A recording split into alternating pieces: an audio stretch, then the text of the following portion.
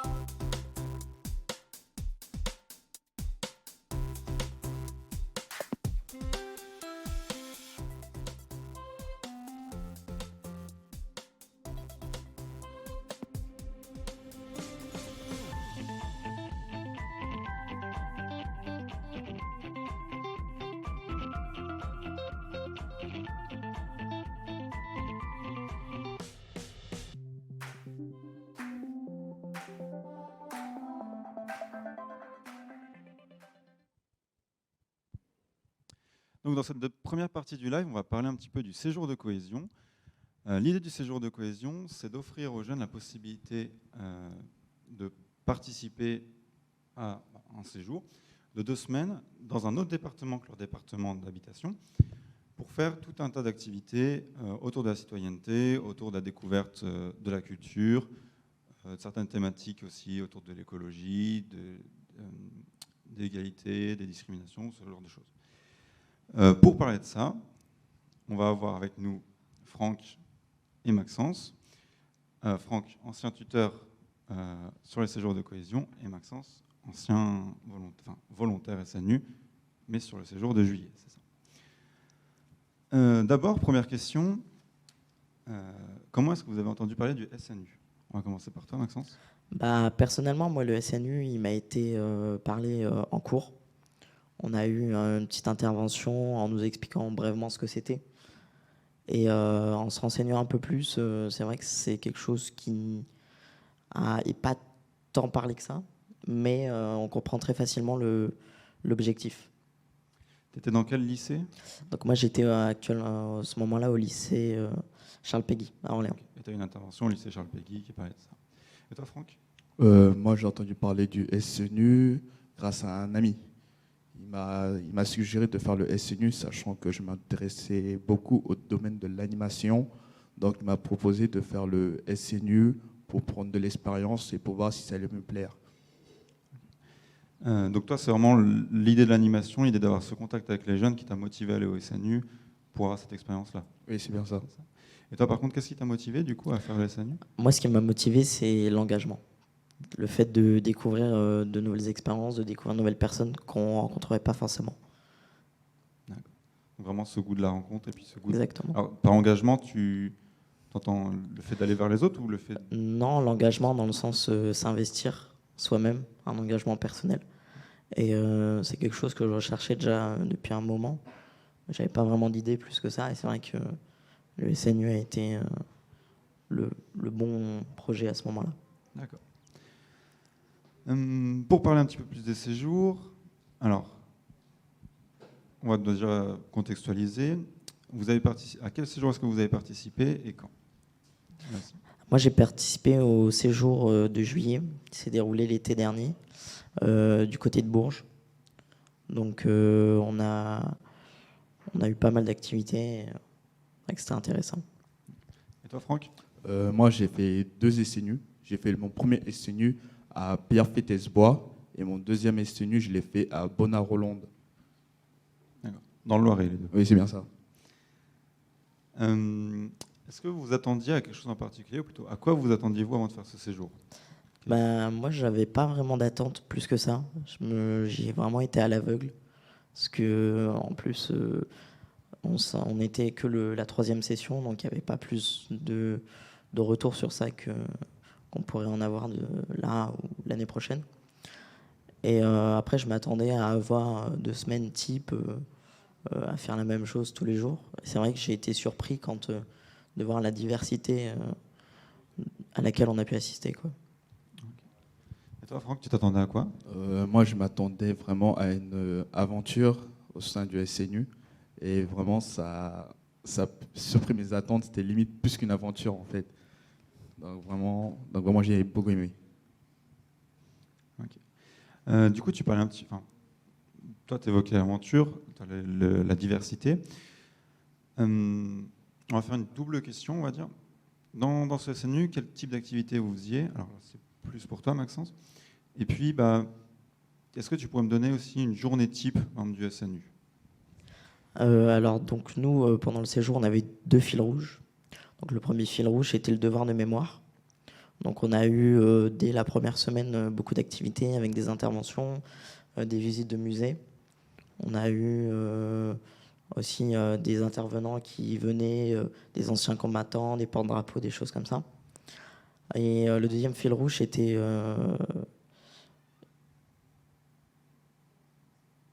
je sais plus. C'était concernant tout ce qui est l'engagement. Voilà, l'engagement de soi-même, etc., qui est le fil conducteur du SNU, dans lequel on a eu aussi des interventions. On a eu des gendarmes, des pompiers, des policiers. On a eu aussi des militaires, que ce soit l'armée de l'air, l'armée de terre, la marine. Donc une journée type au SNU, c'est le réveil, qui est autour de 6h45, 7h. Un petit déj. Ensuite, la levée des couleurs. Ensuite, le matin, donc première activité. Ensuite, donc en fonction de la durée des activités, on en a une deuxième ou pas.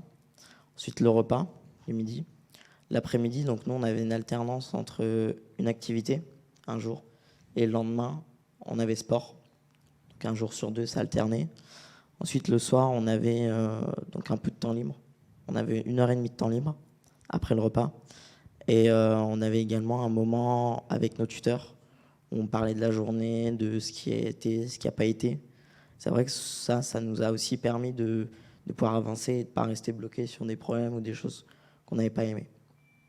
Tu parlais des activités, alors première, deuxième activité de la journée, aussi en fonction du déroulé. Quel type d'activité vous faisiez?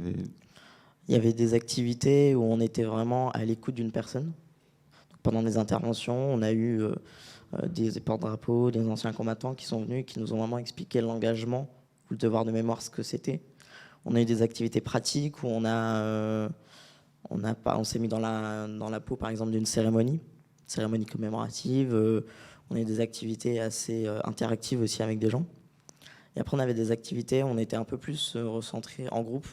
Donc, on avait un sujet qui nous était donné et le but, c'était d'avancer et d'arriver à une conclusion à la fin. D'avoir vraiment un atelier plus participatif, de pouvoir expérimenter un petit peu plus les sujets qu'on te présentait. Exactement. Et en termes de sujets, c'était tu as beaucoup parlé du devoir de mémoire et d'intervention. C'était par vraiment uniforme. les deux gros fils rouges. Ouais. Et tu n'avais pas d'intervention un peu d'autres structures découvertes ou... Après, on a eu des interventions un peu diverses et variées, mais tout en restant sur le thème du devoir de mémoire et l'engagement. D'accord. On va faire une petite aparté sur les rôles des tuteurs, mais pour ça, on va faire une toute petite pause pour accueillir une deuxième tutrice qui vient d'arriver. Et nous revoilà. Donc, du coup, on va vous poser des questions maintenant. Donc, Franck, quel était ton rôle en tant que tuteur ? Mon rôle en tant que tuteur, c'était de m'occuper de ma maisonnée. Et je m'occupais aussi souvent de la maisonnée d'autres tuteurs quand ils étaient en repos. Dans ce qui donne, on s'occupait d'eux le matin, le midi, le soir, et quand il y avait des intervenants. Ok. Tu t'occupais de combien de personnes par maisonnée ? Par maisonnée, on pouvait s'occuper entre 10 et 15 volontaires. Ok. Et du coup, une journée type d'un tuteur ? Une journée type d'un tuteur, c'est se réveiller le matin avant les volontaires, aller réveiller nos volontaires, les préparer, qui se préparent, ensuite les emmener manger, prendre leur petit déjeuner, et après le petit déjeuner, ils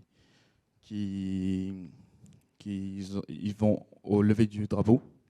Et après le lever du drapeau, en fonction, soit ils ont un temps libre, soit il y a des intervenants qui venaient. Et en fonction des intervenants, on les emmenait aux intervenants, soit on les faisait faire des activités le temps que les intervenants arrivent. Après, on les emmenait manger. Et après, l'après-midi, aussi avec des intervenants ou temps libre, en fonction du planning. Et après, ils ont fait 1 heure ou 1h30 de temps libre avec leur téléphone. Et après, on les emmenait à la douche, ils allaient se laver. Et après ça, il y avait le temps de maisonner. On discutait avec eux pour savoir leur ressenti sur la journée, comment ils se sont sentis, ce qu'ils ont aimé, ce qu'ils n'ont pas aimé. Et après, on les emmène se coucher. Ils allaient se coucher vers les 22h, 22h30. Extinction des feux à 23h, tout le monde au lit. Et après, à cette heure-là, nous, les tuteurs, on se réunissait entre nous avec nos cadres de compagnie pour s'organiser pour la prochaine journée qui arrive et pour savoir ce qui s'est passé dans la journée. Ça marche. Comment se passaient les liens avec les volontaires ? En fait, vraiment, les liens avec les volontaires, c'était vraiment très bien. En fait, ça faisait pas longtemps qu'on se connaissait, mais ça donnait l'impression comme si ça faisait des années qu'on se connaissait. C'est comme si en fait on était leurs grands frères, grandes sœurs. On leur donnait des conseils, ils venaient nous voir quand ça allait pas, quand dans leur vie personnelle il y avait des soucis, à qui ils parlaient pas, tout ça. Ils avaient du mal à communiquer avec leurs parents sur certains sujets. Ils venaient nous voir nous. Quand il y a des trucs qui les pesaient, ils allaient nous voir nous. Nous, par rapport au cadre, on avait plus une relation fusionnelle avec eux. Dès qu'il y avait un souci, ils venaient nous voir nous et puis on rigolait beaucoup avec eux. Et même certains avec qui on est encore en contact, ils nous envoient des messages pour les anniversaires, tout ça. C'était vraiment très fusionnel. Ouais. C'est la famille. Ouais, c'est ça. Okay. C'est très fusionnel. Tout ça, mais en même temps en gardant l'aspect professionnel aussi. Ok, ouais, c'est super important. Ouais, dans ce cas, il faut savoir être. En fait, nous les tuteurs, on est comme une sorte de passerelle une sorte de passerelle ou guide entre eux, les cadres. Parce que nous, on est au milieu, on prend les informations avec eux et on prend les informations avec les cadres. Dans ce que nous, on est vraiment le lien entre les deux. Et du coup, petite question pour Camille, du coup, tu étais encadrante avec Franck ? Ouais. Sur les mêmes séjours, les deux ? Non, sur un seul séjour. En fait, moi, j'ai fait le 2e séjour à Bonne-la-Rolande et je suis arrivée après parce qu'il y avait un manque de tuteurs du coup sur le 2e séjour. Et moi, en fait, je faisais plusieurs maisonnées. D'accord. Et à la fin, j'ai eu une maisonnée attitrée de qui je m'occupais tout le temps. Sauf que du coup, sur le début, quand je suis arrivée, moi, je faisais toutes les maisonnées quand il y a un tuteur qui était en repos. Ok, d'accord. Et c'était enrichissant comme expérience, je pense. Oui. Ouais, c'est super enrichissant. Ok. Thibaut, je te laisse poursuivre. On va revenir un petit peu vers toi. On va parler un petit peu plus de l'ambiance aussi au sein des séjours, et particulièrement de l'ambiance avec les autres volontaires. La question, c'est comment est-ce que ça se passait, comment est-ce que vous vous entendiez ? En fait, ce que j'ai remarqué, c'est que le premier jour, donc nous on est arrivé le dimanche, vraiment c'était une ambiance très vide. On se parlait pas, on se connaissait pas plus que ça. Il y avait 2-3 connaissances, mais sans plus. Et dès je vais dire le deuxième jour qu'on a commencé à faire les activités ensemble, vraiment, c'est devenu un lien très fusionnel parce que en fait, on était là, on avait le même centre d'intérêt, on était tous là parce qu'on savait ce qu'on faisait ici, parce que c'est un engagement volontaire. Et c'est vrai que le lien a été très fusionnel dès le début. C'est devenu des vrais amis. Après, pas forcément que avec notre maisonnée, avec les tuteurs, les autres maisonnées aussi. C'est vrai que comme le disaient Franck et Camille, les tuteurs, c'est vraiment des personnes qui étaient là pour nous et avec nous tout au long de la journée. Donc on savait que dès qu'on avait un problème, on pouvait directement aller les voir ou quoi que ce soit. C'est vrai que le lien, il a été très rapidement. C'est vrai qu'au bout des 12 jours sur les départs, c'est vrai que c'était un peu difficile émotionnellement parce qu'on s'est rendu compte qu'en 12 jours, on en avait pris plus qu'avec certains amis qu'on connaît déjà depuis 2 ou 3 ans. C'est vrai moi, je ne m'attendais pas personnellement à autant être soudé avec mes camarades. Une autre question aussi, du coup ça va faire du lien, puisque c'est ce que tu nous disais, c'était très positif. Mais une question pour tout le monde, c'est quel était votre meilleur souvenir du SNU? On va commencer par toi. Alors moi, le meilleur souvenir, et ça paraît un peu évident, c'est le 14 juillet, parce que notre séjour est tombé un 14 juillet. C'est vrai que découvrir un 14 juillet de l'intérieur, c'est complètement différent de ce qu'on peut voir habituellement, que ce soit à la télé ou quoi. Et c'est vrai que c'est pas le seul meilleur souvenir du séjour, mais c'est celui que je retiendrai toujours. Parce que c'est vrai qu'on arrive, ça fait 10 jours qu'on est là, on est devenus très soudés, très liés. On arrive, on est devant des milliers de personnes, entre guillemets, en fonction des lieux. C'est vrai que c'est très... Puis on est là, on représente quelque chose, on représente la France. Et c'est vrai que les gens nous regardent autrement que quand on est dans la rue ou quoi. C'est vrai que c'était très, très enrichissant. Et Franck et Camille? Moi, j'ai pas spécialement de meilleurs souvenirs parce que je trouve que c'est surtout sur la continuité. En fait, c'est plein de petits moments qui étaient très enrichissants. Et le but du SNU, c'est la cohésion. Et en fait, on la retrouve vraiment sur plein de moments. Et notamment sur les moments temps calme où en fait, on a l'opportunité de discuter librement avec les volontaires, etc. Et je trouve que c'était peut-être les meilleurs moments au final parce que c'est là où on était le plus proches les uns des autres et vraiment on discutait vraiment. Moi, je n'ai pas vraiment aussi de meilleurs souvenirs. Pour moi, en fait, de A à Z, c'est tous des beaux souvenirs, comme des moments de rigolade, des moments de tristesse. Vraiment, je ne pourrais pas choisir, à part peut-être le 14 juillet, qui a été assez touchant, puisque en fait, tous les volontaires se sont habillés, polo, pantalon, casquette. Ils sont allés devant un monument où ils ont déposé des fleurs pour le 14 juillet et ils ont chanté l'hymne national, la Marseillaise, devant des anciens militaires, devant des villageois, des personnes qui venaient de Bonaroulan, qui sont venus assister. C'était vraiment magnifique, je trouve. Merci beaucoup. Autre question, est-ce que vous êtes engagé sur d'autres formes maintenant? Donc toi, Franck, tu es en service civique actuellement. Tu es chez Canolis. Depuis combien de temps tu es en service civique? Moi, j'ai attaqué mon service civique depuis le 3 octobre à Canolis. Et tu fais quoi dans le cadre de ta mission de service civique? Le cadre de ma mission, en fait, c'est soutien à l'animation. J'ai ma tutrice qui s'appelle Pauline. En fait, je m'occupe de jeunes de plus de 18 ans. On les aide à s'insérer dans le milieu professionnel ou à trouver des formations ou à s'engager sur des projets à venir. En fait, on les guide dans leur vie de tous les jours sur certains projets pour vraiment qu'ils se guident, en fait. On va dire si un jeune il veut une formation, on va l'aider à trouver une formation qui le plaît, ou veut faire un travail ou un stage, on va l'accompagner. Ou s'il a un projet personnel qu'il aimerait faire, on va l'aider à faire ce projet, on va donner les dispositions, les moyens pour accomplir ce projet. On va l'accompagner de A à Z sur tout son parcours. Ok. Et c'est bien, ça te plaît? Oui, vraiment, ça me plaît beaucoup. Ok. C'est une piste pour professionnel pour la suite? Oui, c'est pour un futur projet d'avenir que j'aimerais faire aussi. Ok, d'accord. Et du coup, Camille, est-ce que tu te sens engagée sur des choses actuellement? Non. Ok. Je suis pas engagée sur quoi que ce soit ces derniers temps. Ok. Mais j'ai le projet, par contre, de repostuler pour le SNU qui arrive. Ok, super. Eh bien, c'était la prochaine question, justement. Est-ce que tu étais prête à réitérer l'expérience? Et visiblement, c'est un grand oui. Oui, Ok. oui. Franck aussi? Oui, on compte participer ensemble avec une autre collègue. Grand oui, quoi, pour la team. Ok, très bien. Donc, merci beaucoup pour ces infos sur le séjour de cohésion. Là, pour l'instant, juste après, on va parler d'un petit peu de la mission d'intérêt général.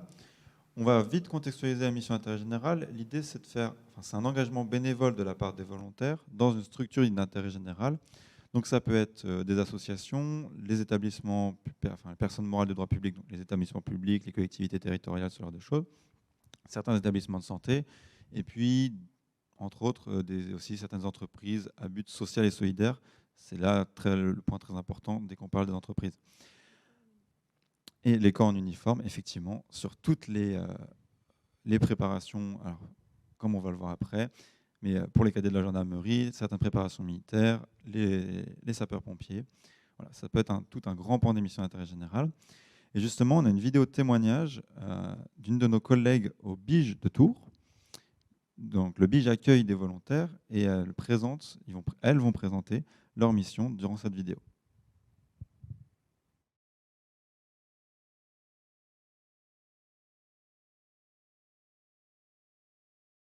Bonjour à toutes et à tous. Nous avons l'honneur aujourd'hui de recevoir des volontaires qui ont fait le dispositif du service national universel. Nous avons la Chloé et Alexia qui ont fait leur séjour de cohésion à Bourges et Angelica qui a fait son séjour de cohésion à Villecrène. Donc voilà, l'idée c'est de leur poser tout un tas de questions pour savoir un peu comment elles ont vécu leur SNU. Les filles, quels ont été vos meilleurs souvenirs lors de votre séjour de cohésion? Moi, personnellement, mes meilleurs souvenirs ont été les rencontres avec les professionnels et aussi avec les autres volontaires. Ok. Moi, c'était aussi les rencontres, mais surtout les moments du lever du drapeau le matin, avec le chant de la Marseillaise et certaines activités qu'on a pu faire.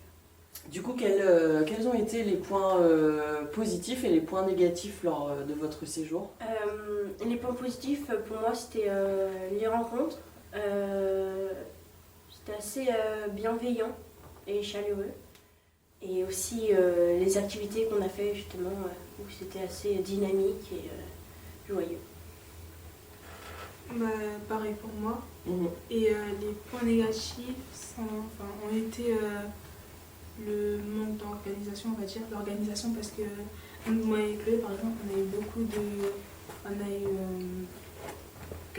la canicule et beaucoup de tempêtes, donc on a dû faire avec et trouver des moyens de passer de bons moments, même avec le temps qui n'était pas vraiment en notre faveur.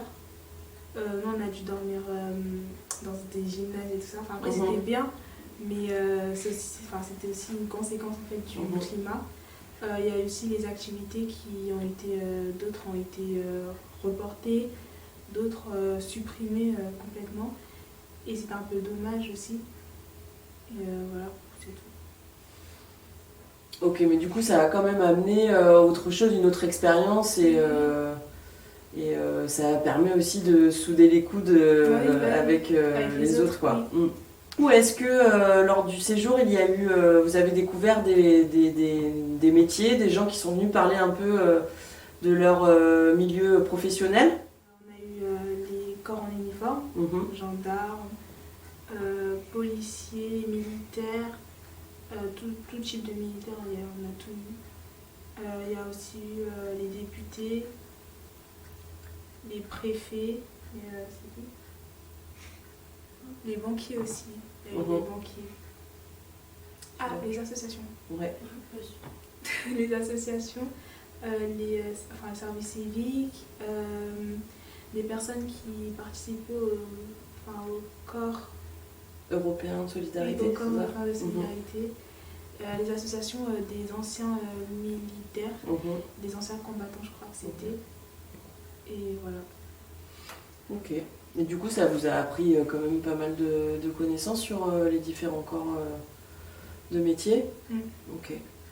Et si vous deviez du coup décrire votre séjour de cohésion en 3 mots, ce seraient lesquels?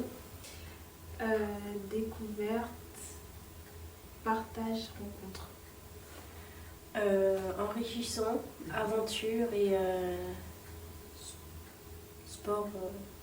On va passer à la phase 2 du SNU, donc la mission d'intérêt général que vous effectuez en ce moment même. Donc là, c'est la fin de cette mission. Donc c'est pour ça que c'est aussi intéressant de vous prendre comme ça à chaud et de savoir un peu comment vous avez vécu. Du coup, pourquoi vous avez choisi de venir sur la mission d'intérêt général du Bureau Information Jeunesse? Personnellement, j'ai choisi de faire ma MIG Oblige parce que j'ai trouvé ça intéressant de venir en aide, d'informer les jeunes sur les métiers, sur les logements, sur beaucoup de choses de la vie en général qu'on ne nous apprend pas forcément à l'école. D'accord. Moi, déjà, je cherchais l'association et j'en avais pas forcément trouvé qui me plaisait. Et quand je suis tombée sur le BIJ, j'ai fait quelques recherches et j'ai vu que le BIJ, il aidait les jeunes un peu pour leur formation, les métiers, et où il y avait, tu pouvais vraiment trouver n'importe quelle information au BIJ. Et moi, je pensais que ce serait bien de le faire ici pour justement avoir des informations par rapport aux métiers que je voudrais faire plus tard, les formations que je devais suivre ou d'autres informations comme le logement ou les voyages et plein d'autres trucs. Et du coup, ça m'a permis de répondre aux questions que je me posais. Tout au long de votre mission, vous avez fait des projets. Est-ce que vous pouvez nous en parler? Comme premier projet, on a animé la formation civique et citoyenne. Du coup, on a fait un sur le numérique pour sensibiliser les jeunes au numérique, sur ce qui est vrai ou faux dans les articles et tout ça. On a fait également aussi un atelier sur les rumeurs, parce que les rumeurs, elles peuvent se propager extrêmement vite et pas de la même façon dont elle nous a été racontée. Et en deuxième, on a fait, on nous a proposé de rénover la salle de réunion. Elle était, pour les gens qui y venaient, c'était un peu la salle un peu triste, voilà, la salle un peu glauque. Et du coup, on l'a rénovée, on a fait des décorations et tout ça, et c'était trop bien. Cette mission, qu'est-ce que ça vous a apporté tout au long de ces 12 jours? Tout au long de ces 12 jours, ça m'a apporté d'être beaucoup plus sociable, de prendre plus facilement la parole. Moi, je suis quelqu'un qui prend souvent la parole, mais ça m'a permis aussi de prendre la parole devant des personnes plus âgées que moi. D'accord. Ça, c'est pas un truc qui t'arrive tous les jours. Ça m'a aussi permis de faire des rencontres et des découvertes. Et du coup, la séance qu'on a faite aussi, ça m'a permis d'en apprendre plus sur la théorie du complot, un truc que je connaissais pas du tout. Et ça m'a permis aussi à moi de me sensibiliser au vrai ou faux, du coup, pour les informations, aux rumeurs et tout ça. Moi, ça m'a aidé à être plus ouverte aux gens et à savoir travailler en groupe, parce que je savais vraiment pas faire avant. Et du coup, on va réouvrir d'autres missions d'intérêt général pour d'autres futurs volontaires. Et qu'est-ce que vous pourriez leur dire, en fait, s'ils sont amenés à postuler ici au Bureau Information Jeunesse? Franchement, venez ici parce que c'est les meilleurs déjà. Et puis il y a une méga bonne ambiance. On s'est tout de suite bien entendu toutes les trois. Puis franchement, c'est super top. Rien dire. Je leur dirais de venir au Biche parce que c'est un endroit très chaleureux. Il y a une très bonne ambiance. Il n'y a pas de discrimination, il n'y a pas de catégorie. Tout le monde est très à l'aise et dès que tu viens, tu as une place en fait à l'intérieur. Tu sens que tu as une place, tu sens que tu peux parler, que tes idées elles comptent et que tu peux les partager en fait. À peu près la même chose que les filles, surtout d'être à l'écoute de tout le monde parce que tout le monde a quelque chose à vous apporter. Et poser des questions parce que c'est important de poser des questions pour se renseigner sur votre futur métier et tout. Et d'en apprendre plus sur les gens. Ok.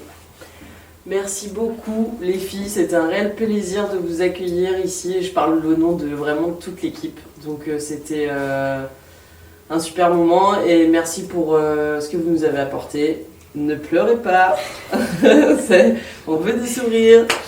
Merci pour votre écoute et à bientôt. Allez. Et donc nous revoilà pour parler des missions d'intérêt général. Tout d'abord, merci au Biche 37, merci à Johanna et merci aux volontaires du Biche 37 pour cette vidéo. Et puis donc nous allons parler un petit peu plus avec Maxence pour le moment de sa mission et de son ressenti sur cette mission. Alors tout d'abord, où est-ce que tu fais ta mission ? Alors à l'heure actuelle, je suis au cadet de la gendarmerie du Loiret. Donc notre principal lieu, c'est au niveau de la caserne connétable de Richemont, qui est en centre-ville. Et après, des fois, on se déplace vers d'autres lieux. Ça vous arrive d'aller sur d'autres endroits pour des... On a été sur d'autres endroits. Après, en fonction des visites, on a été du côté de Fontainebleau, on a été vers Gien. On bouge un peu, ouais. Alors justement, ça fait le lien vers ma deuxième question. En quoi consiste cette mission et puis quelles activités tu vas y faire ? Donc nous, la mission, principalement, elle consiste à avoir déjà une grosse vision interne à la gendarmerie. Donc l'objectif principal, c'est vraiment de nous, entre guillemets, familiariser avec la gendarmerie.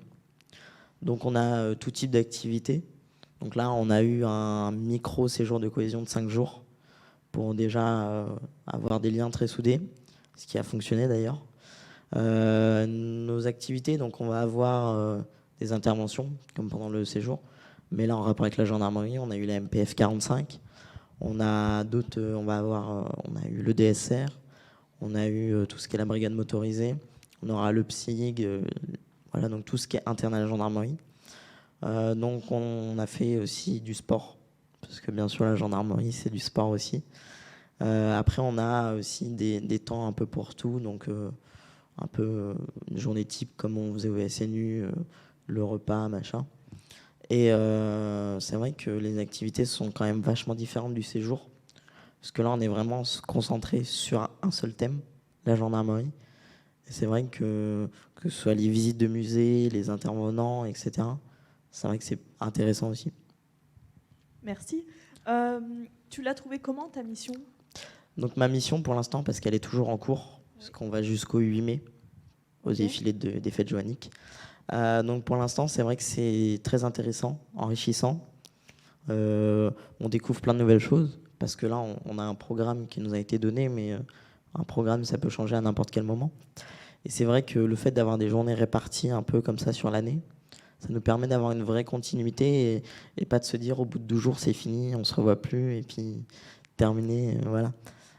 Mais c'est vrai que c'est très intéressant, ça change beaucoup du séjour, mais il y a quand même des rappels, le fait d'avoir un cadre strict, des encadrants, des référents, etc.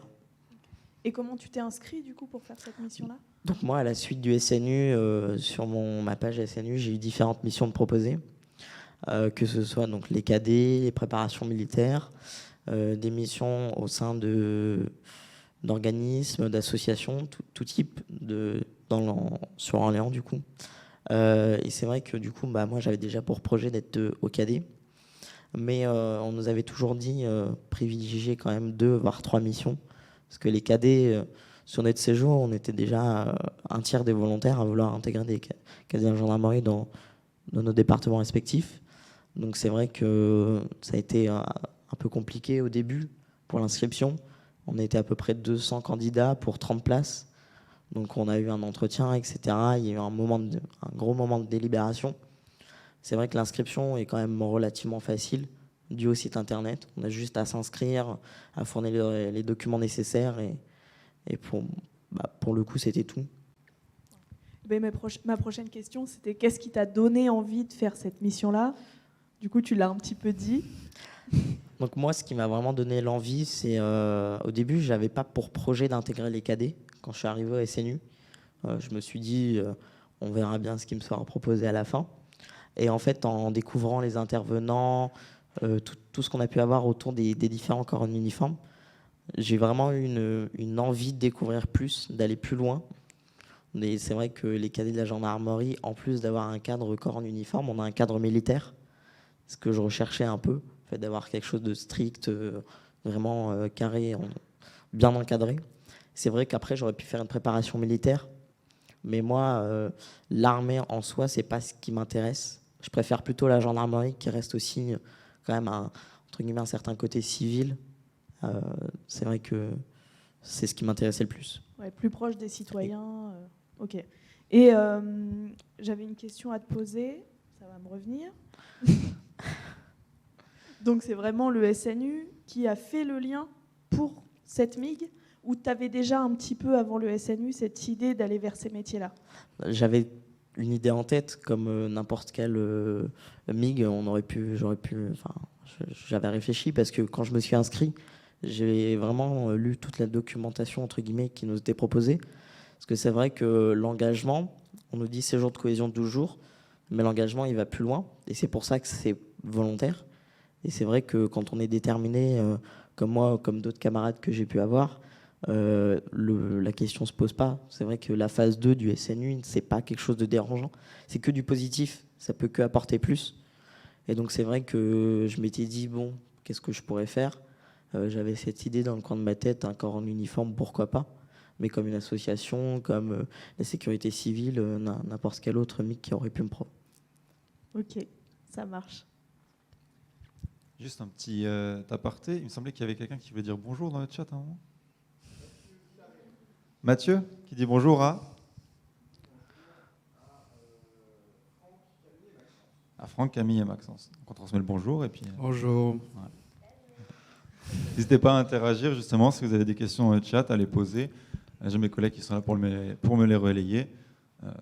On est là pour y répondre. Deuxième petit point aussi. Là, on a beaucoup parlé effectivement des cadets de la gendarmerie, mais comme vous avez vu avant, il n'y a pas que les métiers des corps en uniforme. Il y a aussi le milieu associatif, il y a aussi le milieu de la santé, plein de thématiques qui peuvent être intéressantes. L'idée en ce moment, c'est vraiment de développer aussi toutes ces thématiques dans le SNU pour que les jeunes, quelles que soient leurs appétences, quelles que soient leurs envies de mission, puissent trouver quelque chose qui leur correspond, puissent peut-être découvrir aussi autre chose avant de se relancer vers une voie professionnelle autre. L'idée, voilà, c'est vraiment d'utiliser ce temps, d'utiliser cette expérience pour vos découvertes, pour pouvoir tester des choses. Et justement, en parlant d'expérience, je vais poser cette question du coup à la fois à toi Maxence pour ta mission et pour ton séjour, mais aussi au tuteur, sur comment cette expérience du SNU a un peu influencé votre manière de voir le monde. On va commencer par toi. Moi, ça m'a influencé dans le fait de se rendre compte que quand tu es lycéen, que tu as ta journée de cours, tu rentres chez toi, soit tu vas sur les jeux vidéo, soit tu fais tes devoirs, machin. C'est vrai que le fait de s'investir dans autre chose de très différent de ce qu'on a l'habitude, c'est vrai que ça change parce qu'on se dit, au-delà du fait d'aller en cours, de s'investir dans son lycée, dans sa voie professionnelle, on peut aller plus loin, on peut avoir d'autres choses de proposer. Et c'est pour ça que moi, je pense que même juste de découvrir le SNU, c'est déjà un pas vers. Et c'est vrai que c'est une mission qui nous permet d'avoir que du pactage en plus pour la voie professionnelle. C'est sûr que quelqu'un qui s'investit ailleurs, en dehors de ce qui lui est obligé, ce sera toujours favorisé par rapport à quelqu'un qui est juste là parce qu'il doit être là. C'est sûr que le fait de savoir qu'on peut aller plus loin que ce qu'on aurait l'habitude de voir, c'est quelque chose qui est vachement utile. Franck, Camille? Moi, le SNU, il m'a apporté pour beaucoup de choses en fait. Déjà, il m'a permis d'avoir davantage de travailler sur certaines compétences. Il m'a permis d'être un couteau suisse déjà. Et plus, il m'a apporté de pouvoir m'organiser, peu importe les fonctions, peu importe les difficultés, de pouvoir mieux m'organiser sur certains points, certaines difficultés, à mieux gérer mon temps et plus à pouvoir communiquer, peu importe avec qui, que ce soit avec des jeunes, avec des gens plus âgés, plus facilement, quoi. Et aussi, ça m'a permis de pouvoir gérer plusieurs difficultés qui sont arrivées auprès de certains jeunes. Grâce à ça, j'ai appris à gérer les difficultés qui arrivaient, peu importe quand, n'importe quand. J'ai appris sur le tard, en fait. Genre, j'avais aucune compétence dans le domaine de la médecine ou le PS1, vous connaissez le PS1. J'ai appris sur le tard, puisqu'il est arrivé certains moments, certains accidents, certaines blessures. On a dû apprendre sur le tas à soigner les gens. Voilà, quoi. Alors, juste petite précision, hein. Sur le séjour, il y a toujours une infirmière oui. formée aussi. Il y a plus, bien sûr, il y a plusieurs infirmières. Des premiers gestes avant. Voilà. Quand même. Moi, c'était des petits bobos, pas ça. des gros, quoi.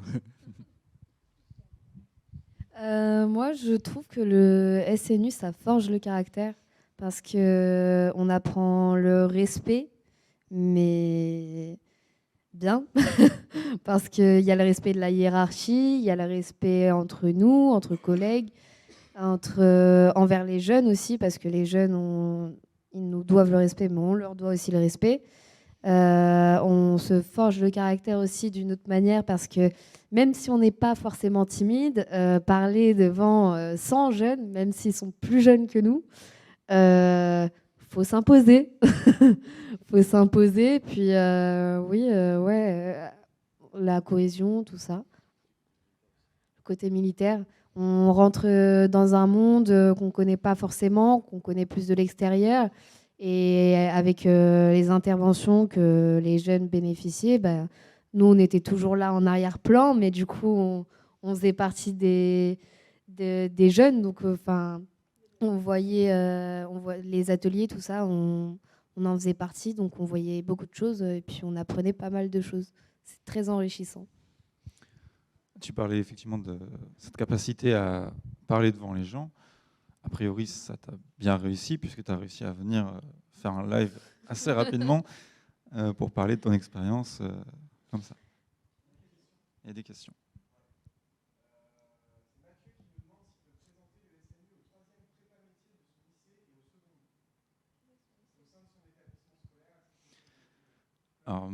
Alors, Mathieu qui demande s'il peut présenter au 3e prépa lycée et au seconde de son lycée, le SNU.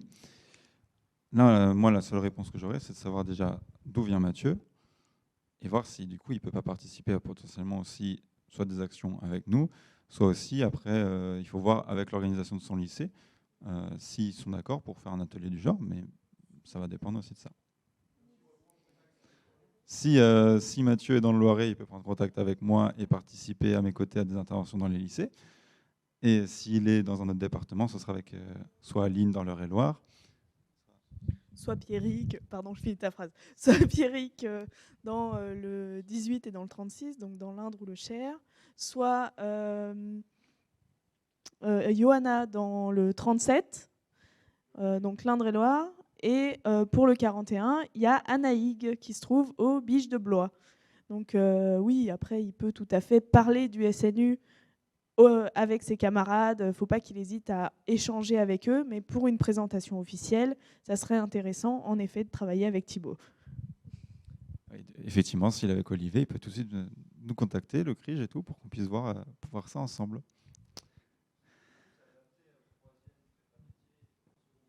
Le SNU, effectivement, c'est un détail très très important. Le SNU, c'est de 15 à 17 ans, avec pour seule condition d'être de nationalité française. C'est quand même bien de le dire à un moment. Et dans le cadre des séjours, de ne pas avoir de période d'examen durant les séjours. Mais il y a forcément aussi des séjours en juillet. Donc à part pour le cas où il y a des rattrapages, tout le monde peut participer à un séjour, que ce soit février, avril, juin, juillet. Ça va être pour ceux qui arrivent en fonction des zones. Voilà. Et donc effectivement, ça va correspondre aussi pour les troisièmes, qui sont dans les âges des 15 ans ou qui vont bientôt avoir 15 ans. Et donc l'information peut être transmise à ce moment-là. Des jeunes qui ont 14 ans et bientôt 15 ans, on considère qu'ils sont potentiellement intéressés par le SNU. D'autres questions? Eh ben dans ce cas-là, moi je vais en poser une. À Maxence, alors, est-ce que cette mission, du coup, est-ce que ta mission dans les cadets de la gendarmerie, est-ce que ce séjour, est-ce que tout le dispositif du SNU, ça t'a donné envie de continuer à t'investir dans ces milieux-là, d'aller plus loin, ou de t'investir même autrement dans d'autres milieux? Voilà. Quel est ton rapport avec l'investissement pour les autres, l'engagement maintenant?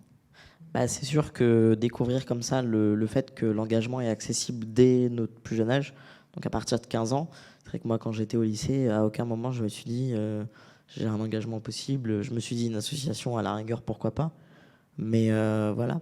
C'est vrai que le fait de voir qu'un investissement est possible avec de l'organisation en dehors du lycée ou de l'apprentissage, c'est sûr que ça me donne envie de continuer par la suite, d'aller plus loin, que ce soit en effectuant ma phase 3 du SNU, qui est un engagement de plus de 3 mois, ou dans d'autres associations, auprès par exemple du CRIJ pour des interventions.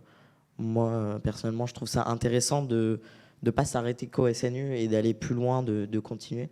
Parce qu'une fois qu'on a démarré, quand on est quelqu'un comme moi qui prend goût à quelque chose et comme ça, on a toujours envie de continuer. Donc c'est sûr que ça me donne envie de continuer. Justement, tu as abordé le principe de la phase 3. Lorsqu'on s'engage sur un SNU, on s'engage à faire le séjour de cohésion et la mission d'intérêt général. Mais il y a une troisième phase qui est considérée comme facultative dans le dispositif, mais qui est l'idée d'avoir un accompagnement vers d'autres formes d'engagement. Alors ça peut être pour les jeunes qui sont intéressés par les corps en uniforme, par exemple, aller s'investir en tant que jeune sapeur-pompier ou sapeur-pompier volontaire, continuer en tant que réserviste dans l'armée ou à la gendarmerie ou à la police même. Mais ça peut aussi être faire un service civique, ça peut être faire du bénévolat, ça peut être faire un corps européen de solidarité. L'idée, c'est vraiment d'avoir cet accompagnement, d'avoir ce lien vers d'autres dispositifs qui peuvent être intéressants pour vous et qui correspondent à vos valeurs. Je te laisse pour la dernière question.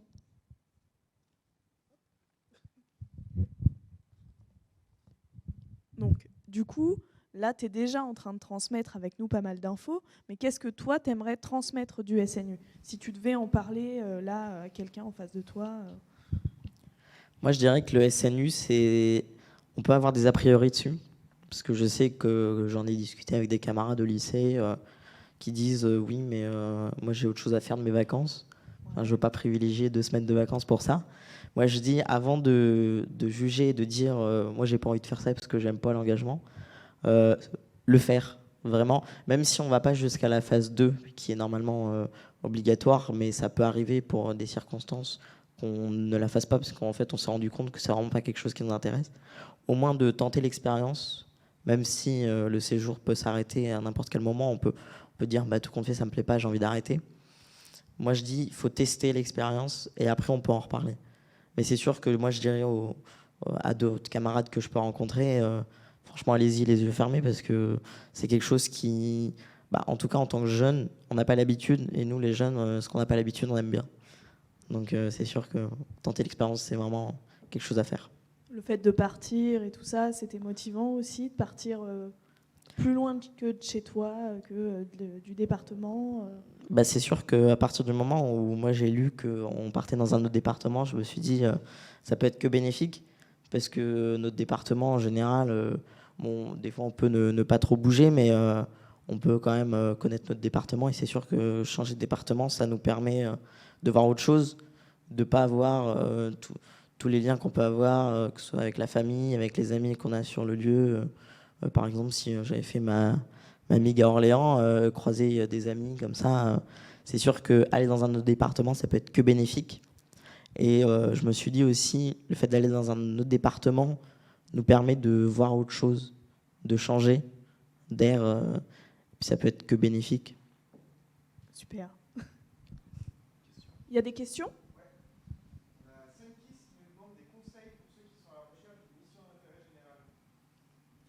Alors, on nous demande si on a des conseils pour trouver une mission d'intérêt général. Et évidemment, on a des conseils. Alors, si on pouvait donner des conseils, dans un premier temps, bon, évidemment, de se connecter sur le site pour regarder les missions disponibles à proximité, voilà, se connecter régulièrement, pas hésiter à se connecter souvent. Et ça peut être aussi d'aller chercher sa propre mission, de ne pas hésiter à être à l'initiative de sa mission.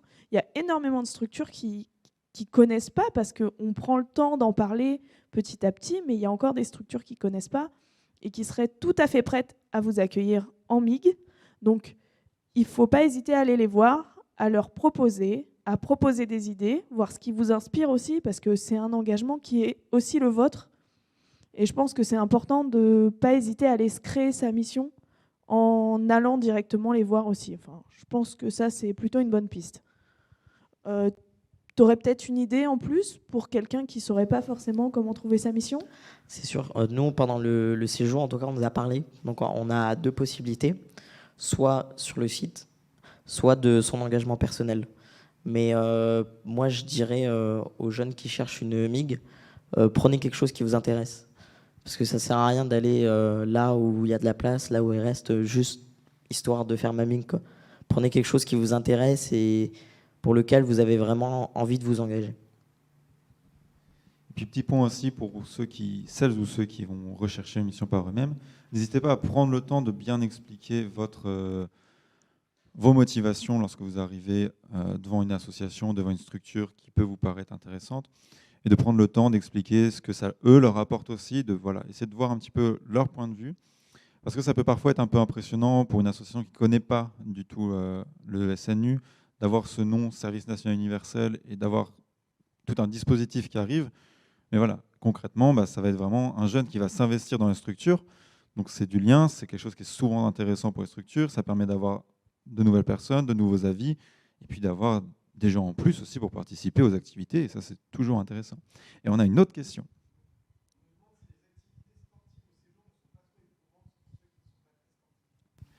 Est-ce que les activités sportives des séjours sont peuvent être trop éprouvantes pour ceux qui ne sont pas vraiment sportifs? Je vais te laisser répondre d'ailleurs, au début, sur ton avis du moins. Donc moi je vais répondre du point de vue d'un volontaire. C'est sûr que nous, on nous a dit le sport va y en avoir. Automatiquement sur 12 jours, dans un engagement, on aura du sport. Après, le sport s'adapte à tout le monde. C'est-à-dire quelqu'un qui n'a pas un énorme cardio, on ne va pas lui demander de faire un 10 km d'un coup. Le sport est vraiment adaptable pour chacun. Et c'est sûr qu'en fonction des conditions, etc., on va être plus ou moins sur un sport actif, vraiment, on va se dépenser, ou sur un sport un peu plus tranquille.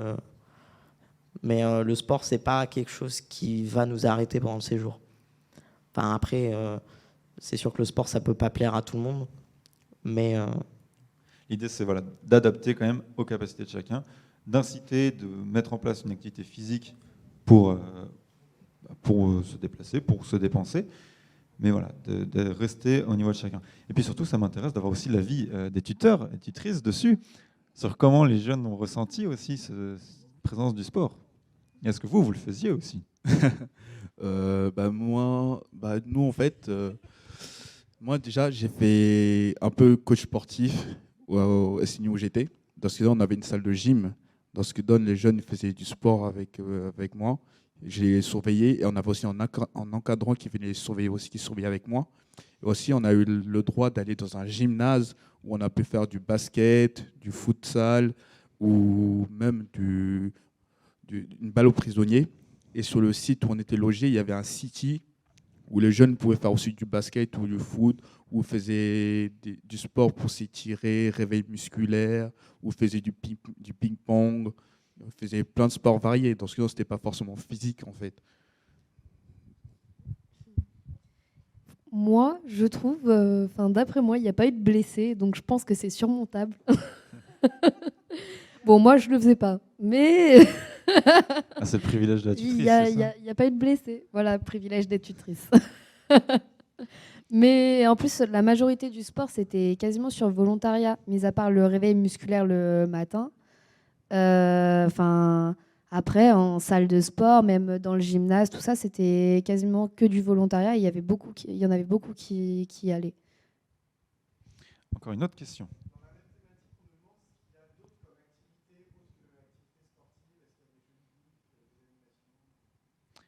Alors, on nous demande, est-ce qu'il y a d'autres activités que le sport? Est-ce qu'il y a des activités plus ludiques? Est-ce qu'il y a des animations?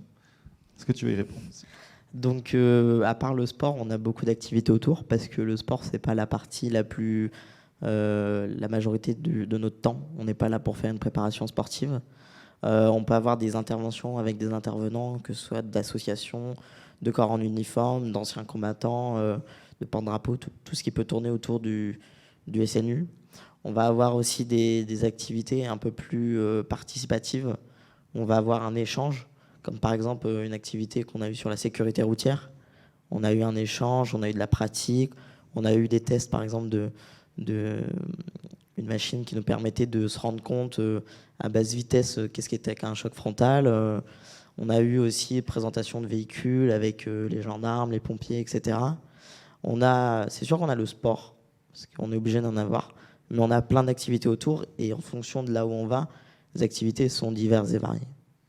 Est-ce qu'il y a aussi des temps un peu de relâchement quand même En fait, dans les activités, d'échanges avec les jeunes et de plus posé, plus calme? Nous, on avait vraiment les activités le matin et l'après-midi. Et à partir de 17h, on était vraiment, une fois que le sport était terminé, on a pu, les douches, le repas du soir. Après, on avait 1h30 de temps libre et un échange avec nos tuteurs. C'est vrai que l'échange avec les tuteurs, c'est quand même une partie importante, je trouve, parce que ça nous permet vraiment de donner notre avis, de dire ce qui ne va pas et ce qui va. Et c'est vrai que c'est intéressant d'avoir ce moment-là dans la journée. Vous avez un élément à rapporter ou... Oui. Nous aussi, pendant les temps libres, en fait, on faisait pas forcément du sport, mais on faisait des petites activités rigolotes, quoi. Genre, on pouvait faire un jeu qui s'appelle Tempête en mer, où on faisait un Uno, des jeux de cartes, ou même du dessin, des trucs comme ça, des trucs basiques, en fait. On faisait ce que aussi les jeunes proposaient, s'ils avaient des idées d'intervention ou d'activités à faire, ils venaient nous le dire, et on le faisait en fonction des jeunes qui voulaient le faire, on le proposait à tout le monde. Et il y a aussi des assemblées de sensibilisation sur plusieurs sujets de la vie, sur des choses, par exemple, comme je disais tout à l'heure, que les jeunes n'osent pas forcément dire dans la vie de tous les jours à leurs proches, des sensibilisations sur ce qui peut arriver, sur les obstacles qu'ils peuvent rencontrer dans la vie aussi. Il n'y a pas que sur la sécurité routière ou le monde militaire, tout ça. Il y a aussi sur beaucoup d'autres choses de la vie courante. Et je trouve que c'est bien parce que du coup, ils sensibilisent beaucoup. Et effectivement, il y a des temps où ils discutent aussi avec les intervenants sur les sujets pour lesquels ils viennent. Tu as des exemples de thématiques qui pouvaient être abordées Les violences sexuelles, par exemple, plusieurs choses de la vie courante. Là, mis à part celui-là, du coup, La santé, peut-être. Oui, des choses sur la santé aussi. Comme elle a dit, en fait, on avait plusieurs jeunes déjà au SNU qui venaient nous voir. Donc, moi qui ai fait 2 SNU, j'ai pu voir plusieurs jeunes en fonction des régions, en fonction de certains jeunes. Certains avaient eu des problèmes à l'école, ils n'osaient pas forcément aller voir leurs parents. Donc, ce qui donne harcèlement, des trucs comme ça, au lycée ou en dehors. Ils venaient nous voir, donc, sinon on discutait avec eux, ça les faisait du bien d'en parler, on trouvait des solutions avec eux pour qu'ils se sentent mieux. On privilégiait aussi beaucoup le bien-être des jeunes, mentalement, physiquement. Oui, c'est super important, c'est bien. Oui. Une autre question, je crois.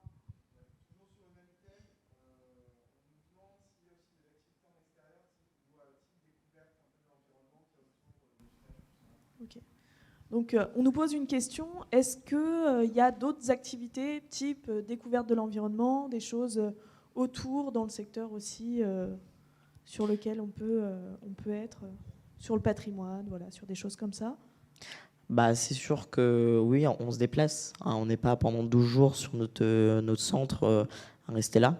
On se déplace, on va avoir des monuments aux morts, on va avoir des lieux patriotiques, on va avoir des lieux de mémoire, des musées, des choses comme ça. C'est vrai qu'on a les activités intervenant au centre, mais on a quand même pas mal d'activités aussi à l'extérieur. Et c'est sûr que sur 12 jours, on fait beaucoup de choses, on en voit beaucoup. Et c'est vraiment intéressant parce que c'est des choses qu'on ne voit pas habituellement. Et là, le SNU nous permet de le faire et je trouve ça important d'en parler. Ouais. Ok. Et vous avez peut-être des idées, des choses que vous avez pu voir, des exemples à citer aussi? Nous, les jeunes, on ne faisait pas forcément du sport sur les lieux où on était logés, mais par exemple, on allait à l'étang de la Vallée, qui se situe à Étampes, pas loin de Paris. On est allé, ils ont fait du sport là-bas, ils ont découvert le sport là-bas, ils ont fait du flag, qui est comme du football américain, et ils ont fait...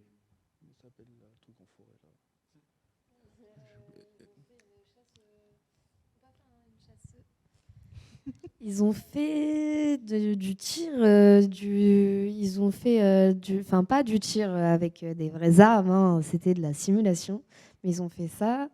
Ils ont fait voilà, une course d'orientation, voilà. Ok. Ils ont fait une course d'orientation.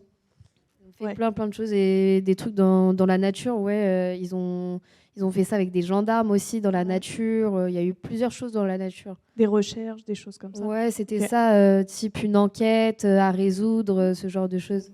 Nous, je sais qu'en Eure-et-Loire, ils ont fait aussi de l'acrobranche. Donc, en termes d'extérieur, ils ont fait aussi des ateliers permaculture. Donc, vraiment sur cet aspect-là aussi, pour la variété un petit peu des activités. Vraiment, les activités sont variées. Tu veux rajouter quelque chose ? Vas-y, je t'en prie. C'est vrai qu'on avait les activités prévues et il y avait des choses où, pour X raisons, on avait du temps libre, donc on prévoyait d'autres choses. Par exemple, nous, je sais que le dimanche qu'on a eu, on a fait une sortie bowling le matin, qui n'était pas prévue, mais qui a fait plaisir à tout le monde. Des activités où, oui, on découvre beaucoup de choses. Apprendre à se servir d'une boussole en plein milieu d'une forêt. L'activité avec la Banque de France aussi. Apprendre à gérer un budget, etc. C'est vrai que des activités pas mal intéressantes. Ouais. Et variées surtout. Variées, je pense. Ouais. Toutes les activités extérieures des séjours, ça va aussi beaucoup dépendre du lieu du séjour, de l'endroit où vous êtes accueillis. Par exemple, je sais que les jeunes qui allaient aux alentours de Blois ont pu avoir l'occasion de faire des activités autour du château de Chambord. Ça peut être aussi cette visite-là.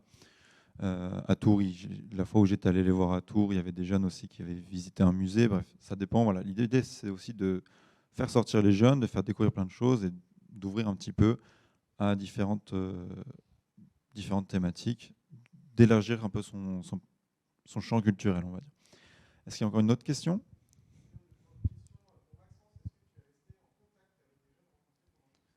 Donc, je répète juste la question. Est-ce que tu es resté en contact avec des jeunes durant ton séjour ?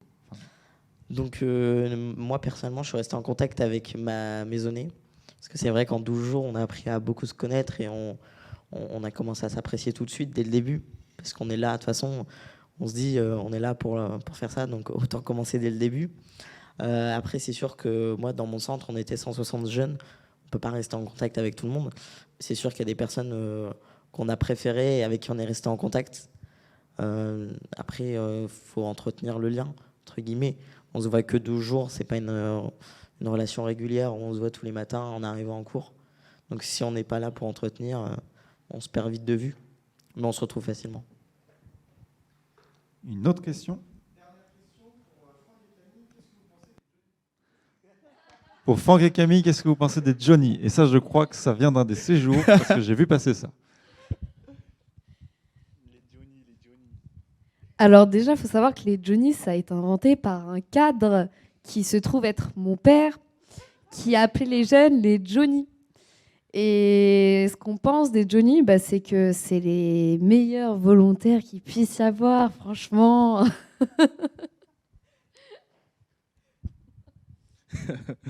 Ouais, honnêtement, je suis d'accord. Nos Johnny, vraiment, c'était vraiment les meilleurs. Ils étaient super, vraiment. Même sujet cohésion de groupe, ils étaient tous les uns pour veiller sur les autres. Peu importe des secteurs qui venaient, il y en a, ils ils faisaient des bêtises, ils étaient toujours, ils étaient tous là en fait. C'était notre Johnny à nous. Ils s'en foutent, mais ils sont très adorables par contre. On a pas mal digressé du coup avec toutes ces questions, mais tant mieux. Mais du coup, la question que je t'avais posée, c'était qu'est-ce que tu aimerais transmettre du SNU, mais c'est une question que j'aimerais aussi vous poser à Franck et Camille. Vous, même en tant qu'adulte, en tant que tuteur, encadrant du SNU, qu'est-ce que vous aimeriez transmettre, que ce soit pour les jeunes futurs volontaires, ou même pour tous ceux qui voudraient participer en tant qu'encadrant du SNU? Moi, je pense que pour les gens qui voudraient participer autant qu'encadrant ou tuteur du SNU, vraiment, je les suggère vraiment de foncer, de vivre cette expérience, parce que c'est une expérience d'une vie, en fait. C'est une expérience très enrichissante. Et pour les jeunes, je vous suggère vraiment d'y aller, parce que c'est une expérience même pour vous, une expérience qui pourrait vous faire grandir mentalement et physiquement, parce que vous allez vivre de nombreuses expériences auprès de certains jeunes. Vous allez visiter des lieux que vous n'aurez jamais vus. Vous avez vu des expériences que vous n'allez jamais faire ailleurs plutôt. Moi, ce que je peux en dire, alors déjà, oui, pour tuteur, tout ça, c'est une très bonne expérience parce qu'on apprend beaucoup sur soi-même aussi. Et on fait des rencontres aussi exceptionnelles. Non, mais on crée des vrais liens avec les gens. Et puis, pour les volontaires, même s'il y en a à la base qui ne sont pas forcément contents d'être là, à la fin, ils ne veulent plus forcément partir parce qu'ils sont contents. Et oui, que ce soit pour les jeunes ou les tuteurs, franchement, faut y aller, c'est une expérience à vivre. Est-ce qu'il y a eu des larmes? Oui. Au départ? Au départ, à la fin. En partant, il y a eu des larmes? Oui, il y a eu beaucoup de larmes. Personne ne voulait se quitter? Non. Okay. Non. Est-ce que les encadrants ont pleuré? Oui. D'émotion? Oui. Oui. On a des vidéos, on a des preuves. Ah. On a des preuves. Ne te cache pas. Non, c'est faux. Alors, personne n'avait dit non. Si toi, de toi-même, tu nies, ça commence à tirer l'attention. Je vois pas de quoi tu parles. Ah, okay. Personne n'a vu, t'inquiète. On n'est pas en live, pas de souci. Donc, il y a des encadrants au SNU qui ont du cœur. Voilà. Est-ce qu'il y a d'autres questions, d'autres interventions de la part du chat? On confirme que Franck a pleuré dans le chat. Est-ce qu'il y a un nom de la personne qui confirme, histoire? Ah, ça, c'est le petit de ma maisonnée, ça.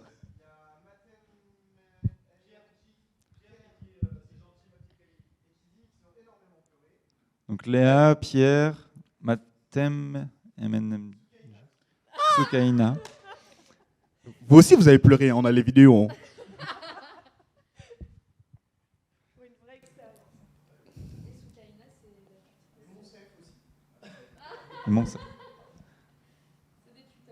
Il y a beaucoup de gens qui sont là pour vous balancer, en fait.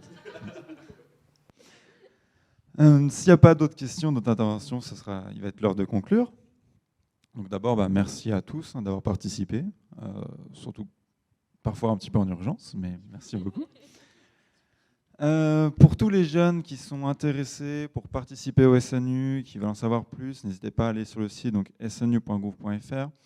Pour les dates de séjour, ce sera en zone B, donc dans la région, en avril, en juin et en juillet. Normalement, il y a quasiment forcément une date où vous pourrez y participer. Tout ça, vous retrouvez donc sur le site snu.gouv.fr. C'est aussi là où vous pouvez vous inscrire. N'hésitez pas à aller aussi sur notre site, criginfo.fr, pour avoir toutes ces infos-là. Et plein d'autres aussi. Et puis... Donc, n'hésitez pas aussi, pour les jeunes, c'est super intéressant de suivre les réseaux sociaux sur Insta. Donc, SNU Je m'engage, tout collé. Et le Insta du CRIJ, mauvais élève, CRIJ Centre. Donc voilà, n'hésitez pas à suivre sur les réseaux sociaux, on diffuse des actualités. Le live d'aujourd'hui sera rediffusé aussi, disponible. Si jamais vous avez des questions sur le SNU en règle générale, rien ne vous empêche de vous rapprocher de vos structures information jeunesse de proximité. Donc pour Orléans, ça peut être le CRIJ, mais sur toute la région, il y a tous les points et bureaux information jeunesse qui sont accessibles. Donc ça, c'est important de se dire que c'est une ressource et pour le SNU et pour toute autre question liée à la jeunesse. Spécifiquement, nous, sur nos missions, on est aussi disponible donc au CRIJ, également pour les structures qui auraient envie de proposer des missions d'intérêt général pour nos jeunes, qui, comme vous avez pu le constater, sont très motivés, vivent des expériences de fou et sont prêts à s'engager auprès de vous. Donc ça, c'est important de savoir que nous aussi, au CRIJ, on peut être un relais pour vous aider et pour vous guider à proposer des missions d'intérêt général bénéfiques pour eux. Et voilà. Et puis, si vous voulez interagir avec le réseau IJ, n'hésitez pas du coup à essayer de nous interpeller au cours des forums d'orientation qui vont se tenir bientôt. Donc, nous sur le CRIJ sur Orléans, et puis sur toute le Loiret, mais vous allez avoir des membres de nos collègues qui vont être sur tous les forums d'orientation de la région, ou du moins une grande partie. N'hésitez pas à venir nous voir, nous interpeller, que ce soit nos réseaux sociaux, notre site internet, ou directement en physique. Et puis sur ce, je crois qu'il est temps de se dire au revoir. Donc, merci à tous, encore une fois, et puis bonne soirée. Au revoir. Au revoir.